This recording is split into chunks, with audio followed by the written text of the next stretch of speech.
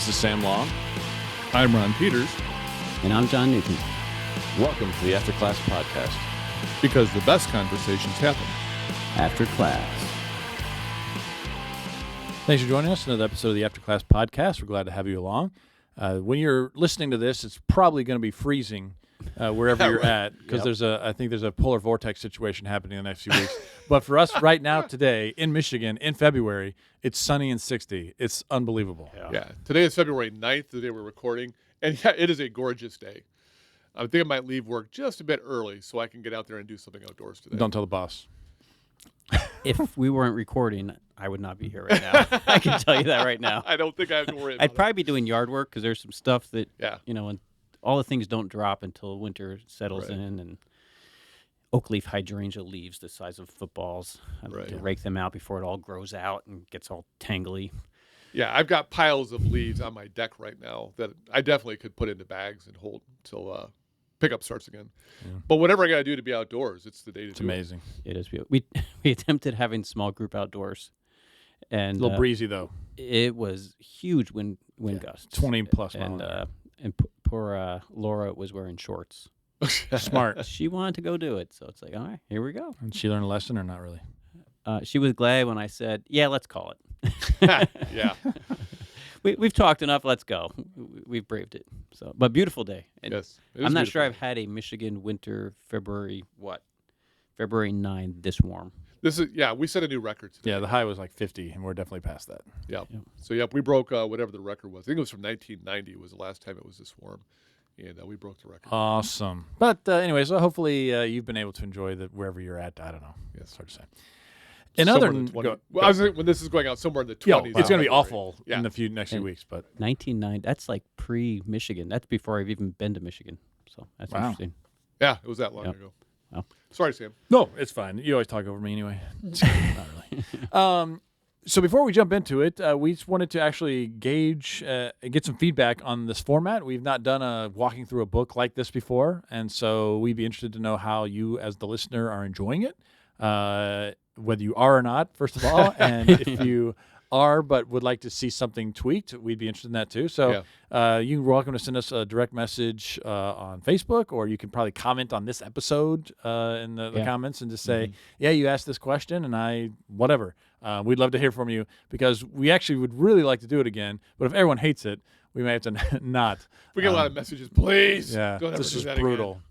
Again. The only thing worse was the 50-episode series on whatever.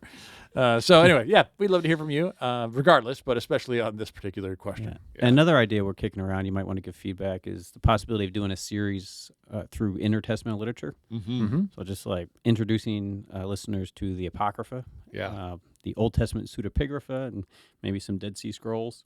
And that would be a lengthy series, and we wouldn't walk through books the way we're doing this one. No. Yeah, that would I think we'd have to do some recaps and maybe sampling key passages. Right. But that's an idea we're kicking around for the future. Any of that interests you, please let us know. Yeah, for sure. We'll take it.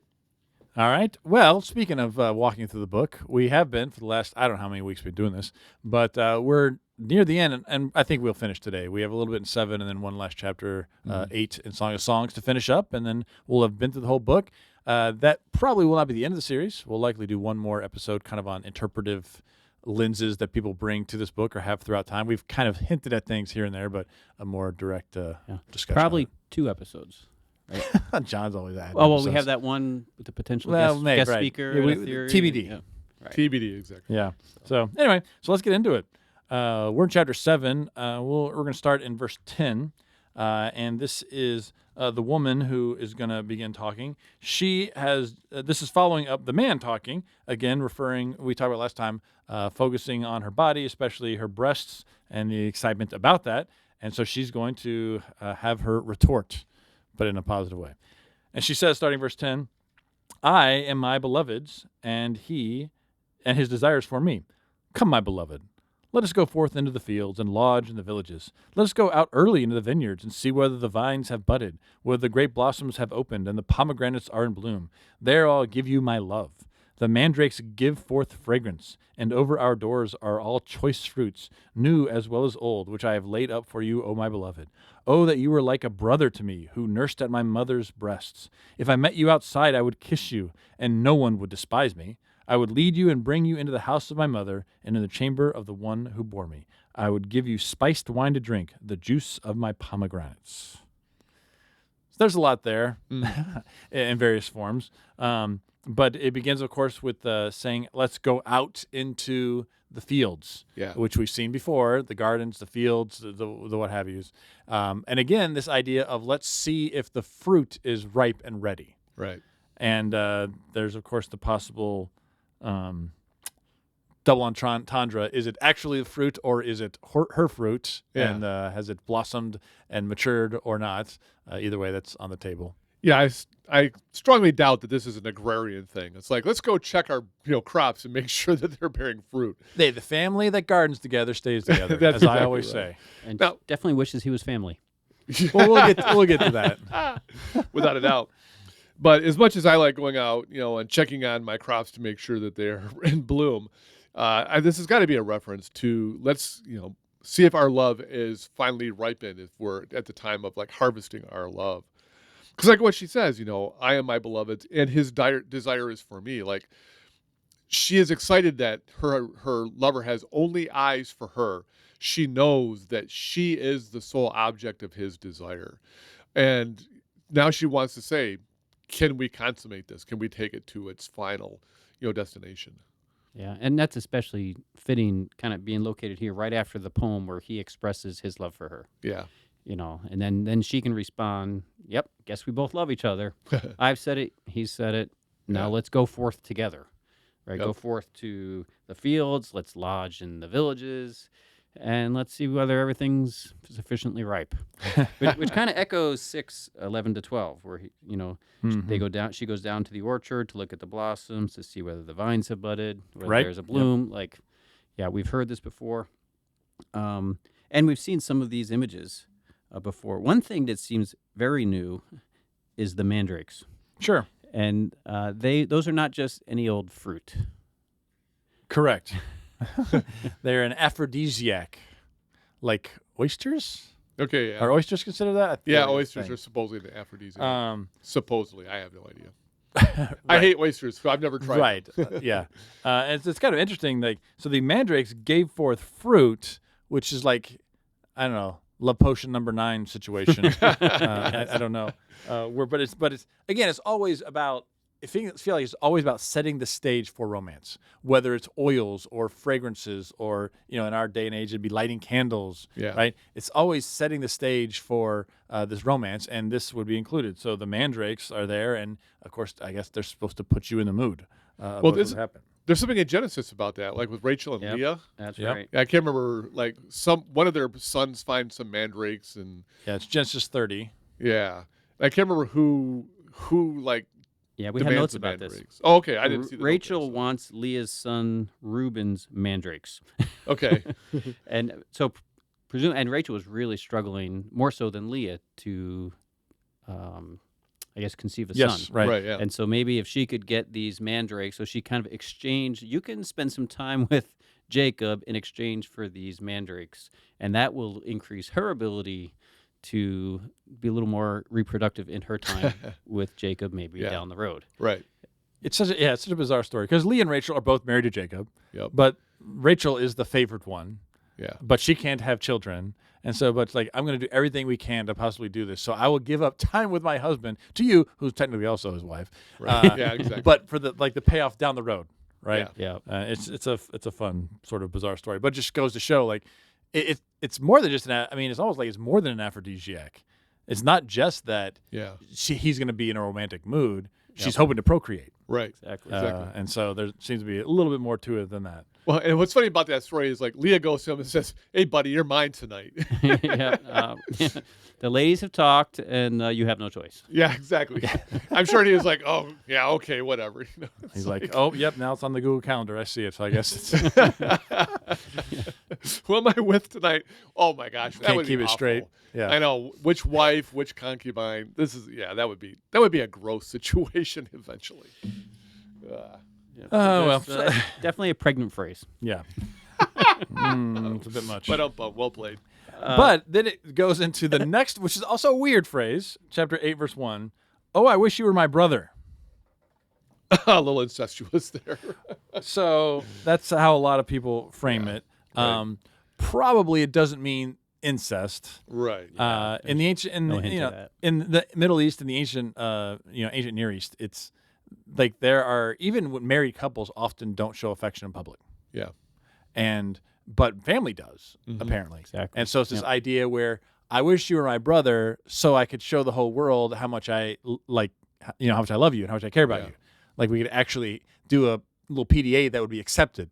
But the weird thing is the PDA that's accepted is with her brother, not with her husband. So it's just kind of that bizarre cultural thing for us. But that's likely what she's saying. Yeah, this is definitely a desire to go public. Like she wants to be able to be public with him, and I think that's a development in the theme of the book. Like we know they've been together, they've been physical with each other, they've wanted to go to different places, and it kind of gives a little bit of it's further understanding why he's showing up at night and kind of propping up the door or reaching into the window or whatever the opening is there.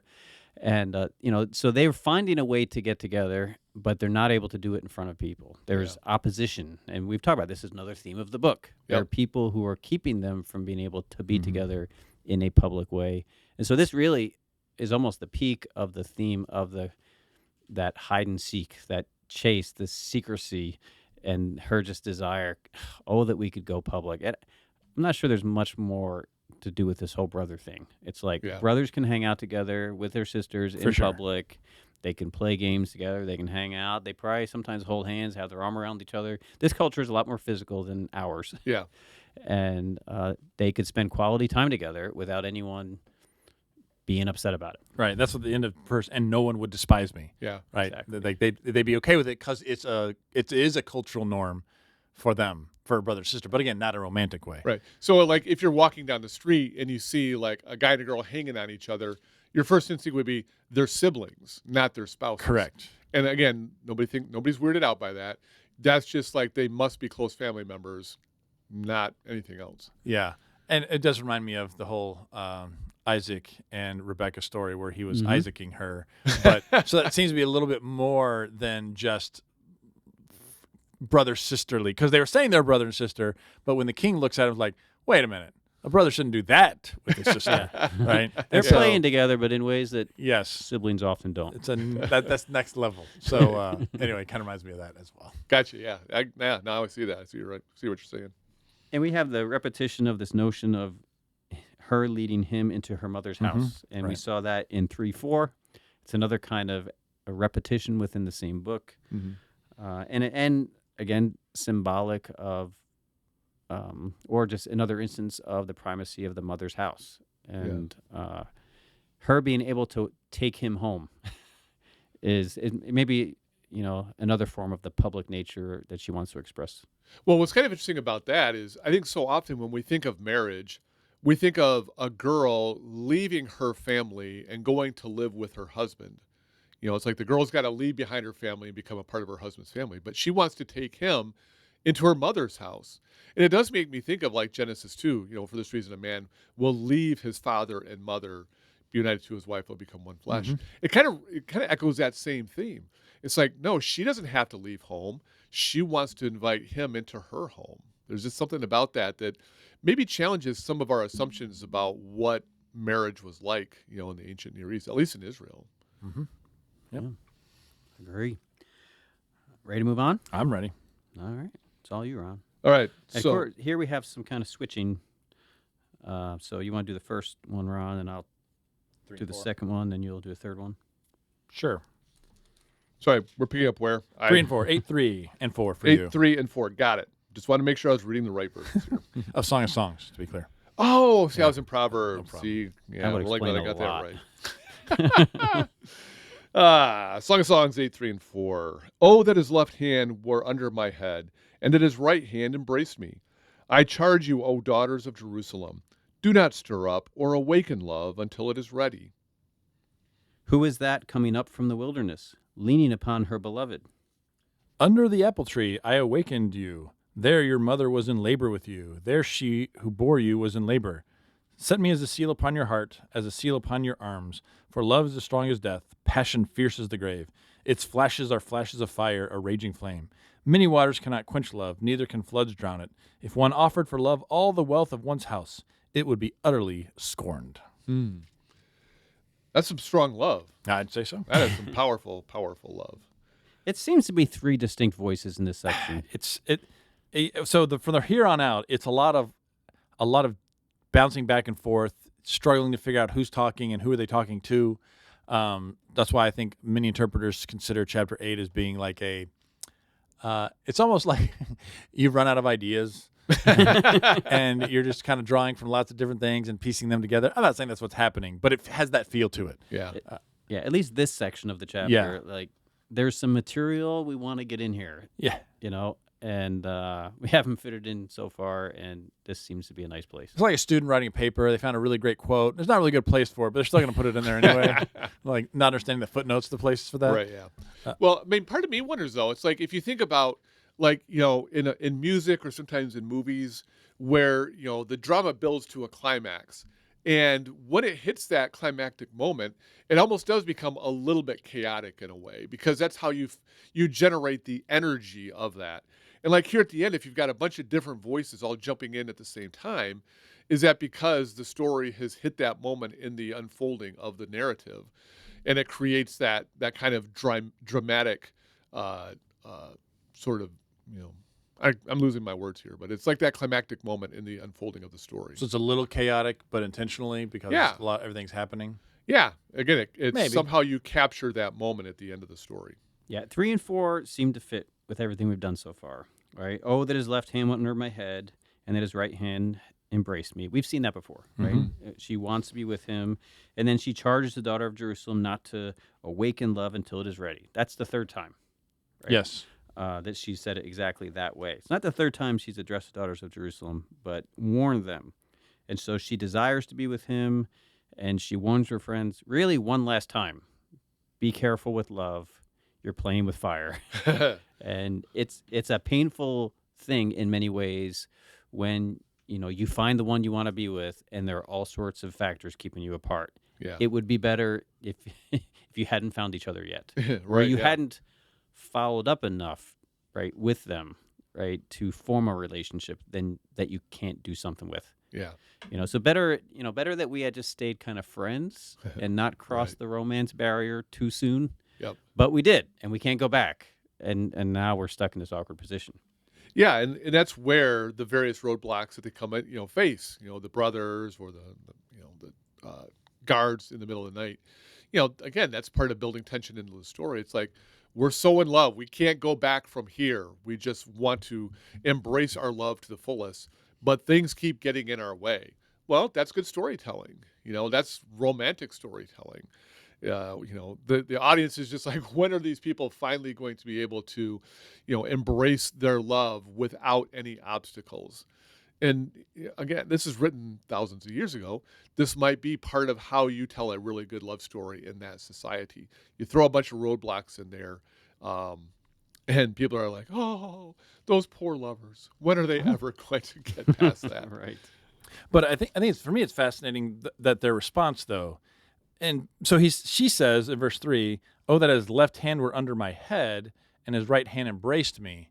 So, like, you get kind of the picture of, like, they're, like, snuggling, maybe even standing up. But then they say, who's coming up from the wilderness leaning upon her beloved? And so, like, for me, that's like, so they have, like, she wishes for it, and then the maidens see it in reality. Okay. I don't know if that's, for me, that's the picture I get, though. She wishes it, and then, like, oh, okay, so it's happened. I don't know, and that could be a complete misrepresentation of it, but, like, because otherwise 5 doesn't make a whole lot of sense. One additional explanation for verse 5 is drawn from the fact that it parallels 3:6. So earlier in the book we have this phrase, who is that coming up from the wilderness like a column of smoke, perfumed with myrrh and frankincense, with all the fragrant powders of the merchant? Look, it's the litter of Solomon. Right. And so, early on we have this Solomon picture, and he's an outsider, and he doesn't seem to be involved, but they're looking at this grand wedding thing. And now as they're bringing the book to a close, it's like, who is this coming up from the wilderness? It seems to be her beloved. Right. It's not Solomon. It's not Solomon and his army. It's just the dude. Yeah. So there is maybe a movement. We've have closure on. We're beginning to close out Solomon as an option. She is single-mindedly focused on him. So that kind of ties in, right? Mm-hmm. But then, who is that coming up from the wilderness? Then it transitions rather abruptly. Under the apple tree, I awakened you. Mm-hmm. Like, you know what I'm saying? It's like, who is that coming up from the wilderness, leaning upon her beloved? So that seems to be the friends talking, right? Because it's not someone is observing the woman and her man. And the only other person we have really are the daughters of Jerusalem that she just talked to. But then it just switches. She doesn't say, it's me. Right. And my beloved, we're finally together. It just switches awkwardly to, under an apple tree I awakened you. There your mother was in labor with you. There she who bore you was in labor. Set me as a seal on your heart, as a seal upon your arm. For love is strong as death, passion fierce as grave. Its flashes are flashes of fire, a raging flame. It doesn't follow at all. Yeah, 5b. I mean, 6 and 7 for me, and the NRSV separates that from 5b. Like there's a gap there where they understand like this seems to be something different. It still seems to be in the female voice because a lot of the suffixes are masculine. So like when it says your heart, it's like your masculine heart. Right. Yeah. And so it seems like it's the woman talking, but it's very generic, like descriptions of love. Right. Like that it's, yes, I want you to do this for me, but like, and then this is what love is. Like it's like a song lyric or something that could be. And so it's hard to, I mean, I don't know. I will say that the set me as a seal upon your heart in the ancient world, seals were used for ownership. And so it's almost like this idea of like this stamp of ownership that no one else is allowed for. Like he's mine. Period. Yeah. He's off limits. Right. It's almost like a wedding ring. Like it's a symbol for everyone to see. Like he's taken. And that's what she wants. Like set me as the seal. Like so everyone knows I'm yours and yours is mine. And then it transition to that description of love. Yeah, I wonder. Yeah, if 6a, it would be helpful if that's where the verse ended. Yes. Because then you would have, for love is as strong as death, passion as fierce as the grave, its flashes are flashes of fire, a raging flame. Many waters cannot quench love, neither can floods drown it. If one offered for love all the wealth of one's house, it would be utterly scorned. Like that hangs together as a unit, like a standalone poem reflecting on love. And I mean, you mentioned Proverbs, like that would fit in Proverbs actually, that little bit. But so it's kind of bizarre. And scholars have sort of kept 6 together, but I don't know. You may be right, John, that it may go better separate because once it hits your love and the love is strong as death, there's not actual really male and females being described. It's just generic things. So is that like almost a summary statement of almost the entire Song of Songs? Like you hit to that 6b, and it's like all the stuff we've been talking about, bam. It's like a flash of flame. You can't, no amount of money is worth love. It's just like everything we've been describing. Here's our final word on it. Yeah, this could be like a parallel to 1 Corinthians 13, where you kind of have a love poem. Love is patient, love is kind. Yeah. This is the erotic love poem, the uncontrollable love. Love is like this. It flashes, right? It's priceless. And so you have kind of the love of 1 Corinthians 13, which is often cited in marriage ceremonies, right? Even though the love there is specifically talking about love within the body of Christ. Right, yeah. Here is a little love poem that belongs to romantic love. Yeah. So maybe, I don't know, maybe a passage to work into a sermon, a marriage sermon. I think it is. I think we should dispense with using 1 Corinthians 13. I never do. I have never used 1 Corinthians 13. Yeah, altogether. Just cut it out of the Bible. That's what I'm saying, John. Never used it in a marriage ceremony. Yeah.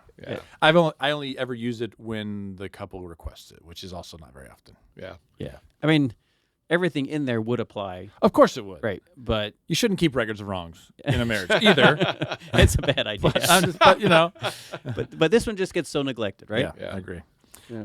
And the translations don't, I mean, really the people who do the typesetting for the Bibles really don't do it justice. It'd be nice if this was set apart and like poem on love as a little a little inserted subheading. Yep. subheading. Then Yeah. people would see, we've got a separate, concise thing here that conveys something beautiful about romantic love in particular. Mm-hmm. Can I do a textual thing? Sure. Please. So the end of 6, it says a raging flame. In Hebrew, it's the word flame with Yah, which is a shortened form of Yahweh. And so lots of translations go with flame of the Lord. Most people who know Hebrew think that's wrong. I shouldn't say that's a terrible thing to say, but like the idea is it's probably not, because Yahweh, God, is not mentioned anywhere else in the text. Yeah. And so it'd be weird to just throw a theophoric at the end of a word here. They think it has more to do with like when it says raging flame, that's what we're talking about. It's like a powerful thing. Gotcha. That's how they're using the sort of theophoric there, as opposed to actually a flame of the Lord. So the NRSV did right I think so this in time. this case. I think like ESV has flame of the Lord, and maybe NIV too. And so so if you're just walking through and seeing that, I would be careful. In fact, I think Kaiser is a big fan of flame of the Lord, and he's built a whole theology about it. Like, okay. I did not know that. That's good to point out. Well, I do see that in the footnote there. But they challenge. Oh, do they? Well, yeah, it says literally flame of the Lord, Yah. But Yeah. they say it's an odd term in Hebrew. Yeah. it would- Probably refers to an intense burning flame. yeah. So, Hey, yeah, they make nice this- job in SC study notes. Yeah, they followed your lead on that. I think they probably followed their lead. followed But Sam's lead. yeah, they did. They definitely They consulted heard me. this podcast. They definitely consulted me ahead of time about what to do. And you're welcome, NSV study notes. NRSV UE study. Yeah, notes. Yui. The updated edition of it. So, All right. Well, you're up for reading, I think, Ron. The next section. am I doing 8 through 12? You're doing 8 and 9. 8 and 9? John's doing 10. And then we're going to pause. Okay, Yeah. so I'm doing 8 and 9. We have a little sister, and she has no breasts. What shall we do for our sister on the day when she is spoken for? If she is a wall, we will build upon her a battlement of silver. But if she's a door, we will enclose her with boards of cedar. I was a wall, and my breasts were like towers. Then I was in his eyes as one who brings peace. So what are you Okay. going to do for the little sister? Is this a statement of, we have been consumed by this raging fire of love? Are they going to try to protect their little sister from falling into that same thing? It seems to be the same woman. That Okay. they're still being Yeah. overprotective with their sister. They're Oh, viewing okay. her as too physically, but we would probably also say emotionally immature for marriage. Okay. And so because you can tell she's still a girl because of her body, she shouldn't be getting married. Yeah. And so what we're going to do is we're going to protect her. We're going to build so she's a wall. We're going to build things around her. She's a door. We're going to enclose it around so no one can get to her. They're going to do their own chastity belt type situation around her. Okay. So And then there's. go ahead. Oh, I was going to say. So that's what they're saying about her. We're treating you like a little kid, not like a grown woman. Right, because in their minds, that's what she is. She's not old enough and mature enough to be engaging in this romantic relationship. Gotcha. Okay. So why the assumption it's the brothers here? I don't, because assumption is. I mean, could it be the women? Yeah, I was going to say we have a little sister. It could be sisters or brothers. I guess the brothers have just always been the obstacles all along. Yeah. And so I can see why people would assume that it's the brothers who are continuing to be the obstacle to their love. Yeah, especially if the women seem to be pushing her towards the relationship, Right. Yeah. and the brothers seem to be opposing it. Like that seems to continue the themes. Yeah. And the women definitely are celebrating. They're always the ones cheering them on. It's those darn brothers who keep getting in the way. Yeah, I think that's right. I just think it's worth acknowledging. It doesn't say, and the brothers said, right? Yeah. But yeah, the fact that sister language is used, that's a hint, and the hint of opposition, Mm-hmm. Yeah. right? That there's something, they want to protect the world from her, or her from the world. Mhm. So, what is the difference between this wall and door? If she is a wall, if she is a door. I haven't thought about it. I don't know. For me, it's just imagery of, I don't know, protection going up. Yeah. I wondered if this had to do with virginity. Mm. Like if she has saved herself, right? Like a wall is, you can't get through a wall, right? Mhm. Then, we will, protect her and build up this battlement around her. But if she is a door that kind of swings open and closed, like people have been in and out, right? Then we will enclose her with boards of silver, right? Like, then we're going to have to like really double down and lock her up because she can't control herself. Nail that door shut, huh? Yeah. Gotcha. Maybe. I mean, but is a translational choice because for me it could be parallelism. Like Right. if you're a wall, we're gonna do this. If you're a door, it's like they're both things that are blocking you from going forward. So I mean, I see what you're saying. It could be that. For me, it doesn't have to be that. It could just be parallel, saying the same thing with two different images. Okay, yeah, I can see that. But then you have her response, right? Right. I was a wall, right? So like, I've done the right thing. I've been good. I've been honest. I've kept myself for him. Now set me free for him. Yeah. Right. It could be like, so here we are, working toward the conclusion. What would have been one of the major obstacles throughout the story? At least one obstacle was the brothers. And there's this kind of last stand between her and them. Yeah. She wants to push forward and assert her adulthood, and they want to, and they're at least tempted to, hold her back, seeing her as still too young or a child. And, one of the criteria of her readiness or her maturity level or her virtue in this relationship is whether she has indeed controlled herself. Mm-hmm. If she has preserved herself in the way that is fitting a woman that the brothers could be proud of, then, the case for her going forward is a little bit stronger. Yeah. Yeah, she's definitely defending herself. Like, nope, you're infantilizing me. Yeah. I've grown up. I'm a grown woman. I can like we were getting past that. Yeah, the breasts like towers. Yeah, like Yeah. we moved on. Like, Physically fully mature. Yeah. Right, yeah. You're saying I'm a little girl, but you haven't taken notice of my body. Right? I have matured. I know this would happen. I just have this image of like a sister going to her brothers and like, do I got to prove this to you? Don't make me. Yeah, I know, right? Don't make me prove this to you. Oh, man. So what about this phrase, then I was in his eyes as one who brings peace? Again, for me, it's I'd wish we'd stop translating shalom as peace. Yes. I wish we'd translate it as completeness or wholeness like it's supposed to be, which makes tons more sense. So it's the Jerry Maguire, you complete me situation. Right? I mean, really, I was in his eyes the one who brings completeness and wholeness and fulfillment to his life. And I think that's a wonderful sentiment and beautiful, and peace doesn't get there. Yeah, well, and again, I know I keep going back to Genesis 2, but I mean, the one thing I always bring out whenever I preach a message in a wedding is the idea of, the man was once complete in himself, but God made him fall asleep, took a piece out of him and formed the woman out of that. And he's like, there's a part of me that's missing now. And she's looking at him saying, I used to be a part of you.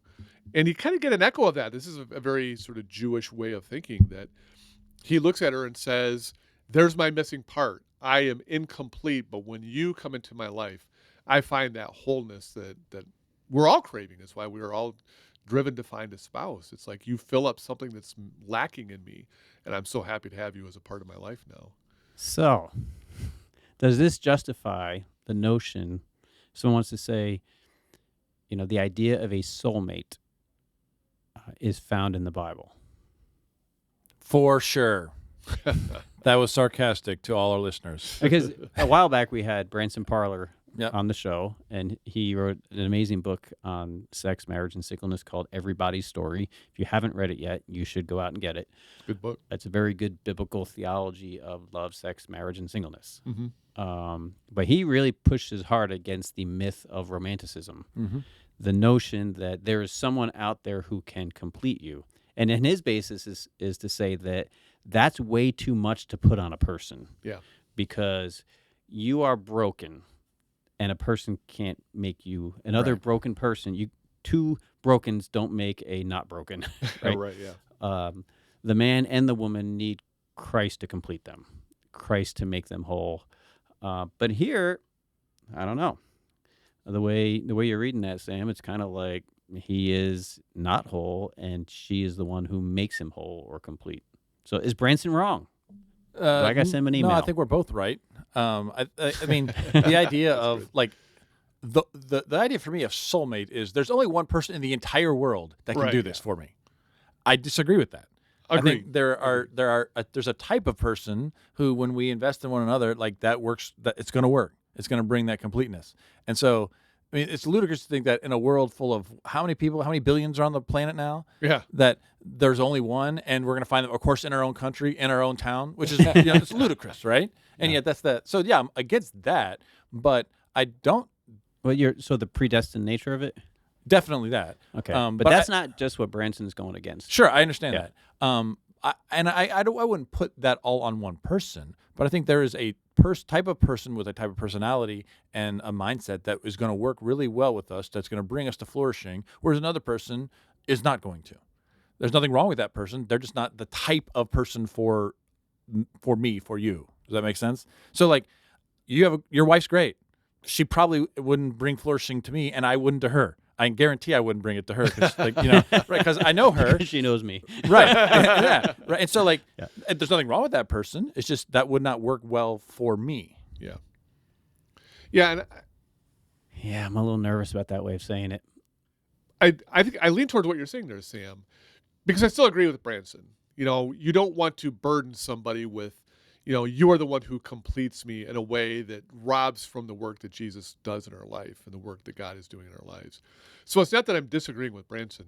I just think that there's a little bit more to it. That, yes, that the way that romance is supposed to work in God's good design for humanity is that we do bring completion to each other.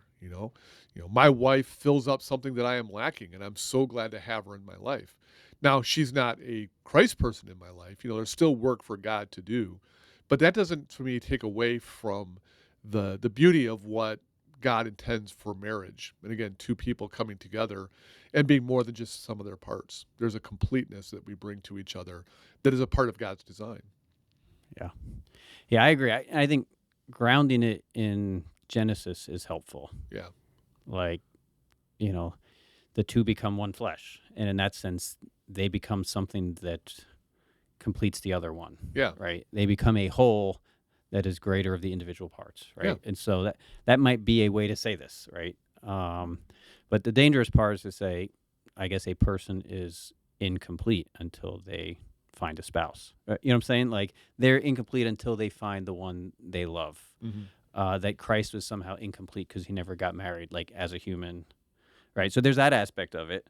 And the other aspect is, if there's a type of person that would complete me, which would be maybe different than a kind of person that would complete Ron or Sam, and then you end up marrying the wrong one, then do you have like the basis of, I got to find the right kind of one, the one that actually completes me. Oh, right. Yeah. That person doesn't.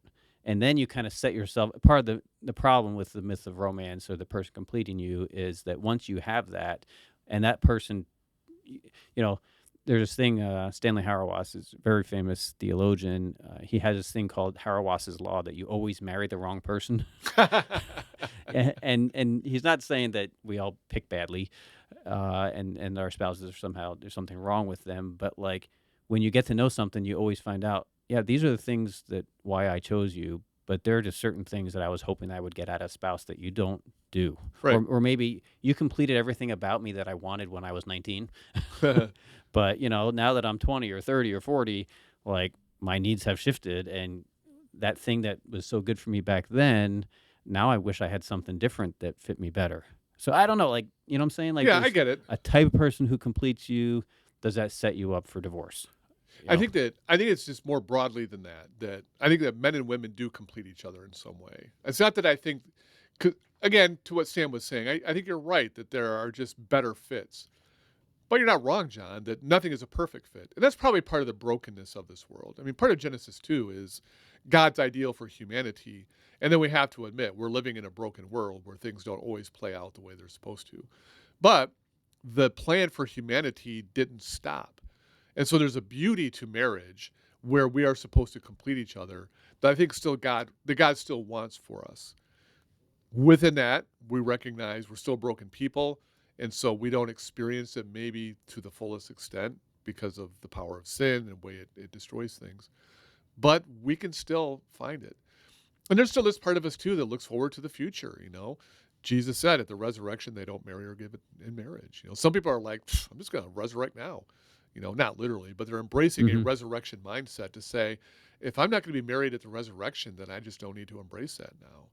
And so there might be some of that mentality too. It's like we're looking backwards towards God's good creation, or we're looking forward to God's good plan for humanity. Both of them are God's work. Yeah. What are you thinking, Sam? I think of it more broadly. Like, I'm not thinking of it in the Jerry Maguire sense, where like you can't put everything on that person. Yeah. But they definitely, in my life, my spouse has contributed things to my life that have led to flourishing.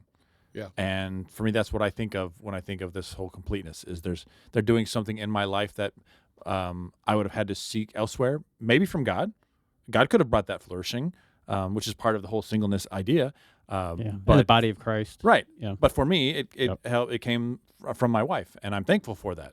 And so that's kind of that's more of how I view it. Is there's this contribution to who I am that my wife Carrie sort of epitomizes better than anyone else I've met.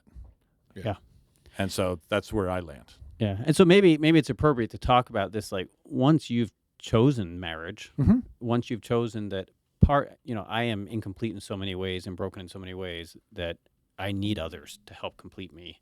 And I've chosen that, a big part of that is going to be my spouse, a spouse. But my spouse isn't going to be able to complete everything about me. I'm still going to need the church family. I'm still going to need my friends. I'm still going to need the Lord Jesus Christ in my life. But once you've chosen them, they do become a part of what helps round you out, make you whole. And like, as people, we are incomplete and we need other people. But once you've chosen a spouse, they become a factor. And if you don't choose a spouse, if you don't choose to do it through marriage, through romance, then all the more you're still going to need the body of Christ. Yeah, your friendship, and of course the Lord. Yep. And that's what I think of, like, when someone loses a spouse at an early age, if they don't have a system there to help fill those gaps, they struggle. Yeah. And that's obvious. And so you're exactly right. You don't have to have that to live, but you need something to help fill those gaps. And ideally, like you said, the church is doing that. So yeah. Yeah. Well, cool. This is the closest I've seen in Scripture to the notion of a soulmate, right? Yeah. So it just raised that whole cluster of questions in my head. Like, this is pretty strong affirmation. And the whole conversation doesn't happen with the translation peace. Correct. It's like, I'm unsettled. I don't have peace until, I have my boyfriend or girlfriend. It's just, right. It's something bigger than that. Yep. All right. Let's push to the finish line. Yep. All right. Verse 11. Solomon had a vineyard at Baal Hamon. He entrusted the vineyard to keepers. Each one was to bring for its fruit 1,000 pieces of silver. My vineyard, my very own, is for myself. You, O Solomon, you may have the 1,000, and the keepers the fruit 200. O you who dwell in the gardens, my companions are listening for your voice. Let me hear it. Make haste, my beloved, and be like a gazelle or a young stag upon the mountains of spices. So this does bring it kind of full circle about the comparison between what Solomon's offering and what this other person seems to be offering, which belies kind of, I think, how we're viewing the text. It's not for Solomon. It's maybe not against Solomon exactly, but he's being used as kind of a foil, right? Yeah. And he's saying, Solomon, you've got all the beautiful vineyards in the world, and it can bring in all sorts of money and finances. But you know what? I've got my own vineyard, and I'm going to keep it. You can keep all the rest, right? And that's a kind of a cool sentiment that we're like, doesn't matter what you're offering, Solomon. This is mine. I don't care if it's smaller or lesser, but it's exactly what I want. Yeah. And it doesn't, it's, again, that's something you can buy with wealth. I saw that earlier in the chapter. If one offered for love all the wealth of one's house, it would be utterly scorned. Kind of saying that same thing. Solomon has so much, but it still pales. It lives in the shadow of the love that I have for my beloved. Yeah, and this phrase, Baal Hamon, right? This vineyard where Solomon has, that's not a place we know about. Right. Right. But it literally means something like Lord of Wealth, which kind of underscores how Solomon is portrayed in this book. He's the rich dude. Yep. Every time he's described, it's his wealth that is described. And she just doesn't seem to be all that concerned with wealth in this book. Yeah. And this is 100% like a Hallmark movie or a Disney movie where, the rich guy should have it, but in the end she chooses the one who's lesser because they're soulmates. Right. Because they're soulmates. Yeah. That would have been an interesting place to end. Like, I verse thought 12. the exact same thing. like, do you keep it, Solomon? I've got mine. Period. Or exclamation Boom, point. mic drop. Yeah. Yeah. But it doesn't. Why does it go on, and what does it add to say, "Oh, you who dwell in the gardens, my companions are listening for your voice. Let me hear it. Make haste, my beloved, and be like a gazelle or a young stag upon the mountains of spices." What does that add? It feels like the final invitation, the final consummation, like, okay, everyone's satisfied, the brothers, the women, the man and the woman, and now it's like, okay, come on out, it's go time. It's either the marriage ceremony or the whatever the consummation is going to happen. I guess it's kind of weird, to be fair. Well, I like that it doesn't end with Solomon. That would have been kind of weird. Like the final word is, I'm rejecting Solomon. The final word is, Solomon's rejected. You, my beloved, come to me. And that's where it fades to black and the credits start to roll. It's like that final romantic moment. So I can kind of see that. Yeah. Yeah, thematically that does, wrap up the Solomon piece, but ultimately it's not all about him. It's about the one she does choose. So, Right. Yeah, you make a good case for why it would end. And again, it ends with her voice. Yeah. Inciting and inviting her beloved to come to her, which means when this ends, they're still not together. Right. Right? Like, technically. It hasn't happened. Yeah. I mean, we definitely know they've spent quality time together. Yeah, right. And there is a certain degree of physicality to it. Yeah. But, at the end of the day, it kind of wraps up what the whole poem has been about. Her friends want to see this happen. She wants to see it happen. Hear my voice, summon my call, make haste, and come. Here we are. Is it the slow motion run to each other, into each other's arms? Yeah. Chariots of fire. Picks her up, twirls her around, giant kiss. The camera pans back. Is it that kind of a That moment? seems reasonable. Yeah. So it's an ending. I don't know if it's the one I would choose, but it's an ending. And I do think these two things, they do seem a little bit like tag-ons, like little phrases. Like, oh, I like this, and like, we'll call it a day. I don't know. I feel like as artistic as the rest is, it's just, I don't know. This whole chapter is just weird. It just feels out of place. Anticlimactic at the end. I don't know if it's anticlimactic. It's just, it's not what I expected. The whole thing. They're spending so much time lavishing descriptions of love upon each other, and it's like, I don't know. It's all, like 8-7 would have been a great place to stop. Period. Right. Right? But end with the celebration of love. That could have been a place. Yeah. Maybe the other had it seems to be wrapping up a lot of storylines. Yes. Like it's wrapping up the glory of love, right, with this awesome poem. But then it's back to the brothers, and it's getting closure on. They don't think she's ready. Okay, yeah, he is ready. But now let's get back to the Solomon thing. Right. We've considered him. No, I've Still not rejected good him. And now let's bring my friends back at the end. Like, they want this to happen. I want this to happen. Come here soon. Yeah. Here we go. It's multiple wrap-ups. Yeah. It's like the movie The Return of the King, which has multiple endings. And people keep thinking it's over. It's like, oh, nope, one more scene. Oh, nope, one more scene. And maybe that's why it feels disjointed. And maybe that argues for the book's unity. Like, it does see that it's raised many themes, and it wants to wrap them up here. Yeah. And we see that happening. I don't know. This time through, I am more impressed by the unity of this book, like working through it with you guys and talking through it, than I have been ever in the past. Yeah. I mean, I would say the same thing. And I've never tried to work through it in the past. So it's been a learning experience for me. But I've always seen it as a series of love poems, not so much a narrative unity. It's just like, this is a collection of, love poetry. And that's what makes it beautiful. But yeah, I can kind of see it as a narrative that drives towards, a conclusion at the end. Maybe not narrative the way we always think about it in modern books, but I can kind of see it a little bit more now. Yeah, narrative meets poem. Yeah. Meets love poem. Sure. I'm not convinced of the unity yet, but that's okay. That's fine. And it's for the readers to decide as well. That's Yeah. right. And the listeners. The listeners can decide for themselves. All right. All right. Well, we're at the end of our time here, so I guess we need to wrap this one up for today. Thank you so much for joining us in this episode of the After Class Podcast. After Class, because The best conversations happen after class.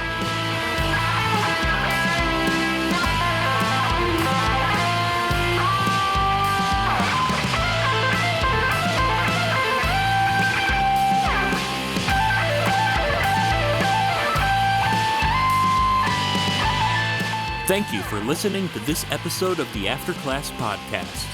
ACP is hosted by Sam Long, John Nugent, and Ron Peters. Audio production is provided by Drew Nyquist. Social media is managed by Darren Harris.